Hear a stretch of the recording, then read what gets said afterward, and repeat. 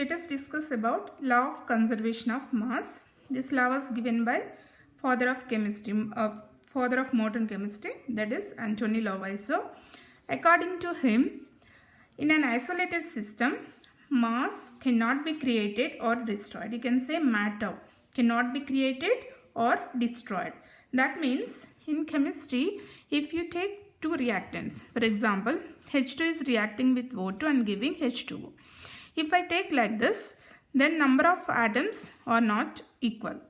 So that's the reason why compulsory you have to balance any equation in order to follow law of conservation of mass. So what this law is giving an idea about, we have to balance a chemical reaction in order to know any of the properties of that reaction. So before doing that, we need to see that number of atoms that are present in the reactant must be equal to the number of atoms that are present in the product. You see, I gave two reactions here. In both the reactions, I balanced this because in order to maintain law of conservation of mass. Similarly, let's take one more example.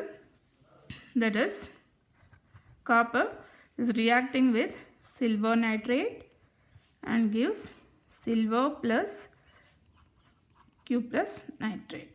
Okay, so if I write in this way, then number of atoms in the reactant side, see, number of copper is 1, number of silver is 1, nitrogen 1, oxygen 3.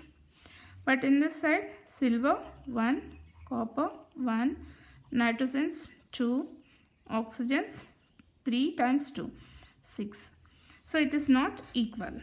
According to this law, matter cannot be created or destroyed. So that's why we need to balance this equation to equate the atoms on reactant side and product side. How can I do that? I can simply balance, see, 2 moles of silver nitrate, then 2. Now you see 2, 2, 6. Here also 2, 2, 6. All are equated. This is the reason why we need to balance the equation to follow law of conservation of mass.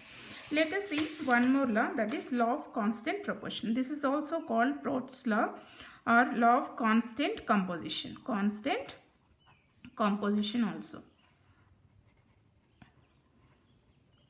According to this law, a chemical compound always contains fixed ratio of elements and does not depend on source and method of preparation. For example, if you take carbon dioxide is a compound where it has fixed ratio of elements. What is that ratio? 1:2. Carbon, oxygen. So for example, if you see in the laboratory how we are preparing carbon dioxide, I gave 3 reactions here. Calcium carbonate on decomposition gives calcium oxide plus carbon dioxide.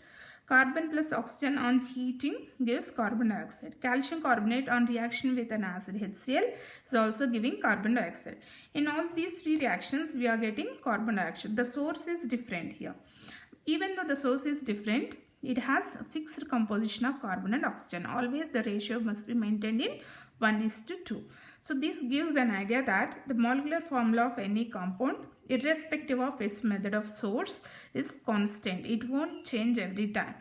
If I write carbon dioxide CO2, always it is CO2 only. It exists in that way. Similarly, water we can get in many ways.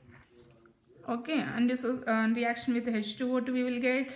In an acid-base reaction we will get H2O. But irrespective of its source, always the ratio of hydrogen and oxygen in water is 2:1. This ratio should be maintained fixed. It is fixed. It has to be fixed. Whenever you write H2O, it should be 2 hydrogens and 1 oxygen. Similarly, if I take sodium hydroxide, irrespective of its source, we have to write always the composition of these elements as 1:1:1. So it won't change. So this particular law gives an idea about a fixed molecular formula should be there for any substances. That's the reason why molecular formulas are having fixed elemental ratio. They won't change irrespective of its source. Okay, that's all about law of conservation of mass and law of constant proportion. Thank you for watching. Please subscribe.